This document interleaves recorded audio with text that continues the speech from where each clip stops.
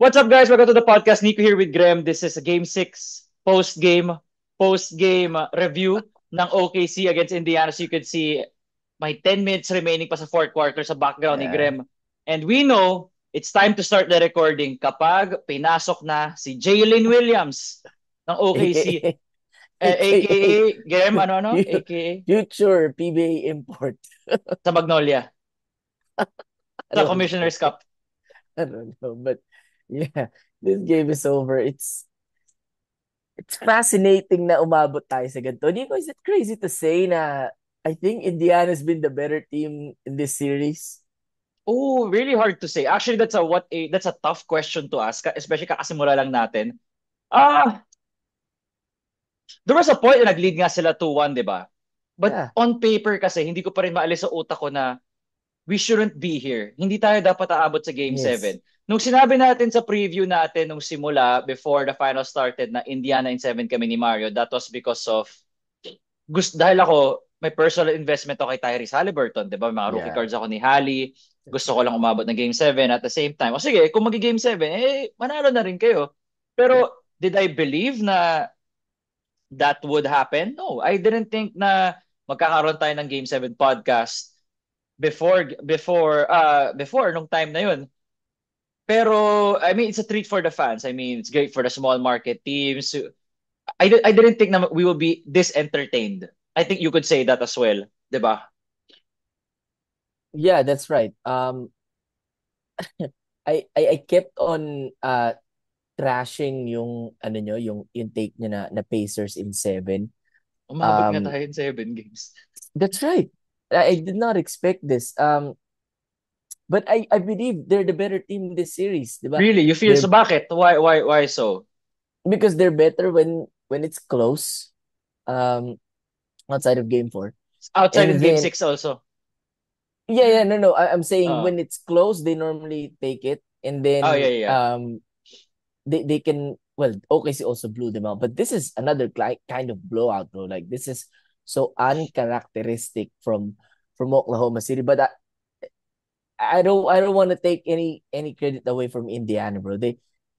We heading into game 6, ako ha, I was doubting them na if Hali was not okay in game 5, 3 days was not enough for him to heal. Um, but it took a collective effort from the entire Pacers team. Siakam, TJ McConnell, Obi Toppin, di ba? And of course si Nemhart and si Nesmith. I don't think Halliburton is coming back in this game. Like he's Yeah, done for the you game. do not. This is Graham, alalahanin mo, they're not coached by Tom Thibodeau. So, you can bet Yeah. na they're not gonna put him back in. Pero ganda ng timing mo, no? As you were talking about Halliburton, this is highlights I was showing in the background. So, guys, ilang minutes yan? 7 minutes or 8? Bulag na ako eh. It 7, is Graham? 9:51. 9:51, yeah. So, alam niyo na while we're doing this podcast na it looks like it's a sure thing. We're heading to a game 7. Just more on this game, Graham. I think it's the three-pointers, the ball movement. The crowd was electric. Ramdam na ramdam natin. Kasi diba we've been saying na medyo flat yung crowd. Again, iba rin, nasa bahay tayo. We don't know what it's like to be there in the venue. Pero iba yung ano ngayon, energy nga talaga nila. They want to push it to a game 7. The the bench was there early on pa lang. They didn't need much of Halliburton. What's this? He had 14 and 5 in Yeah, 22 minutes. my prediction was 5-3-2. So I Oh, yeah. was So pwede way off. na. I was way off. But this is the biggest game in Indianapolis. I haven't tracked the Arguably, NFL. history. Yeah. Uh, Arguably. Yeah. well, oo, no. In their Kasi di, history, yeah, in history, arguably. Oh, yeah. No, Game I 7 don't think NBA it's arguable Finals. anymore, no? Game 6 of the NBA Finals. The last time they were this close was game 7 of the Eastern Conference Finals 12 years ago against Miami, di ba? Game 7, I'm sorry, game 6 in their house, which they extended to a seventh game. But um, you know, you can just feel the support of the crowd. They trailed that 10-2, as TJ McConnell hits another jumper. Yeah. They trailed 10-2 in the first quarter. Nakala ko, looks like they're not ready. Looks Oh, like, feel ko, kala ko, oh shit, I think this is it. I oh, think tapos na tayo dito. And then again, you never count out the Pacers, something that they've been no. constantly reminding us.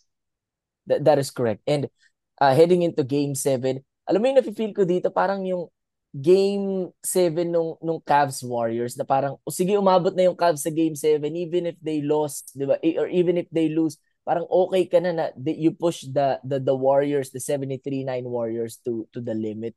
Parang ganito yung nafe-feel ko sa Pacers eh.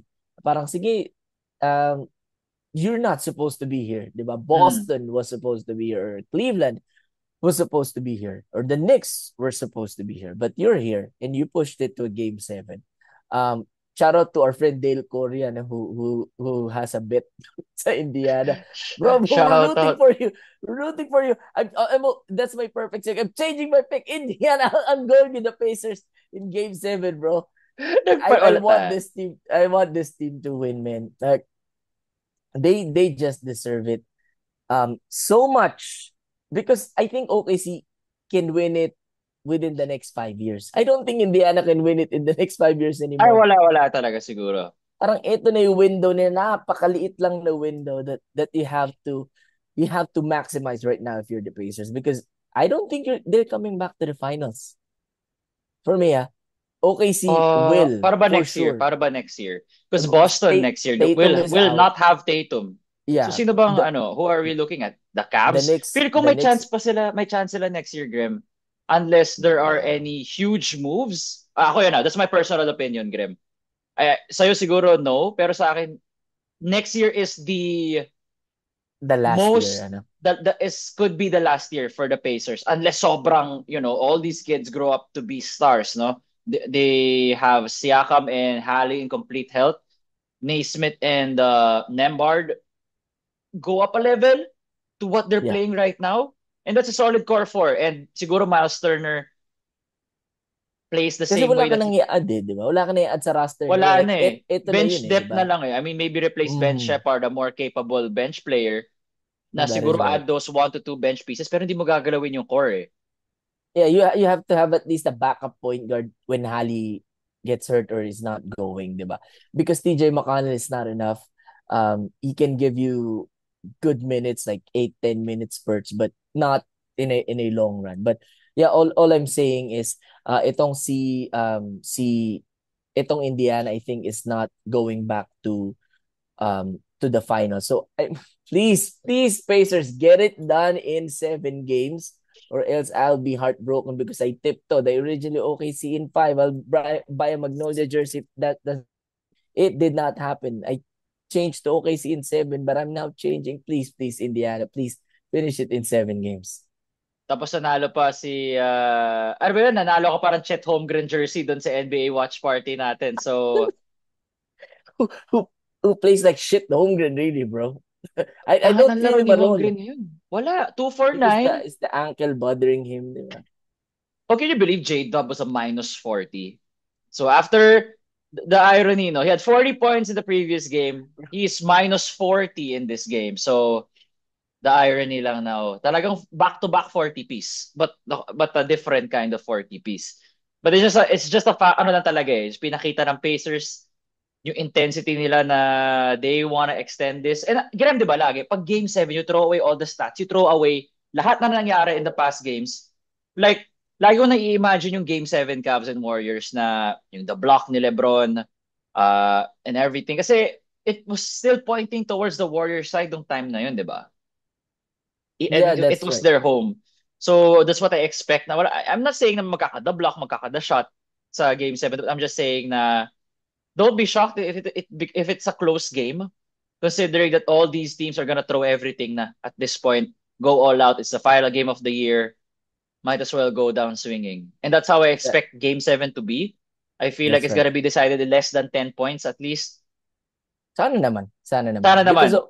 because OKC, if it gets decided by more than 10 points, OKC definitely won. Like Indiana Oh. will not, hindi natatambakan ni Indiana yan in Oklahoma City. But um last point is, and by the way, we're gonna finish this episode before the game actually finishes, which is funny. Mm. Last point is legacy is on the line. I know buti wala si Mario because kukontrahin niya ako, but whoever wins Game 7 becomes the greatest player in their franchise history. Di ba nag-agree SGA, ako dyan? Nag-agree Ali. ako sa'yo dyan. Kasi KD is still the bigger name, pero wala siya nadalang championship to OKC. Even So yun yung Russ. sinasabi natin, di ba? At yung sinasabi mo kasi, in their team's history. Kaya parang, Yeah. 'di ba, for OKC That's right. history, it's I SGA, he brought agree. you a championship. Sa That's right. Sa Indiana, Indiana nobody. naman, Nobody did. iconic si Reggie, yeah. Pero did he bring you a championship? Hindi. So si Hali is, if he brings you a championship and to do it against a team na heavily favored, na sinasabi nila matatalo kayo in 4 to 5 games, 4 to 5 games, all with the injured calf strain, di ba On one bro? leg. On one leg. Pero Yeah. feel mo sa bibigay kay Halliburton yung Finals MVP? I don't think so, no? Parang Siakam. Parang si Siakam eh. Si Because he had the Siakam stinker. Siakam did not have has been um consistent. Siakam has been consistent, at any least, no? stinker. That Yeah, is right. so, pero clear naman. Sa OKC, if they win the finals, feel ko it's either J-Dub or SGA. Eh. Pwede mo pa i-contest na sleeper eh. I So, think yeah. si SGA I think si SGA gets it clearly.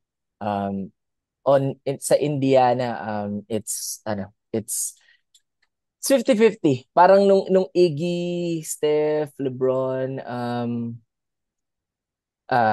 Iggy, Steph, LeBron finals. Yeah. Ayun guys, let us So know what you think, how Game 7 is going to be. Nico here with Greg. Follow us on Spotify if you haven't yet. Give us a 5-star rating and then like, comment, subscribe on YouTube. We'll see you all next time. See you guys, Game 7! Oh, if OKC comes back, we're recording again. If OKC comes back within the next 6 minutes, we're recording again, okay? But we're all doing right. this Wala na right yan. now, assuming Indiana wins. All right. See you boys. Adios, amigos.